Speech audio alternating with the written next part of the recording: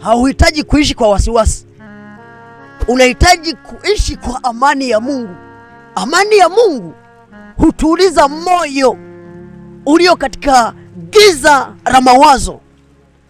Ni amani inayozidi uwezo wa akili ya kuelewa.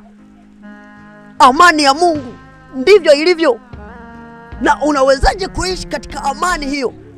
Ni pale ambapo moyo wako utauburudisha na kuchangamsha kwa nyimbo na zaburi wakati wa hofu na wasiwasi inapoingia ndani yako.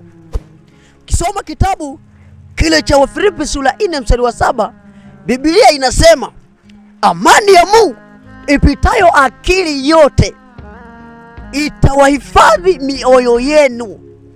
Hiyo ni dhahiri ya kwamba ili kwamba tunapoamua, tunapofikiri, tunapokutana na shida na changamoto, ili kwamba tuweze kutoka kwenye wasiwasi na tufanya kukosa amani, lazima tujue sisi sio waamuzi wa mwisho katika mambo yetu, bali Mungu peke yake atupae neema ya akili ipitayo fahamu zote. Maana akili hii ya amani ya Mungu haipatikani kwa wanadamu, wala kwa kushauriwa na mtu, wala jirani. Haijalishi changamoto unayopitia, unatakiwa ukae na kumsikiliza Mungu na kusikiliza manabii wake, ili uweze kupata kuishi na kuendelea kukaa na amani ya Kristo. Kaa katika Kristo, katika tumaini lake, utapokea neema na ufahamu wako utajengwa katika akili ipitayo. Amen.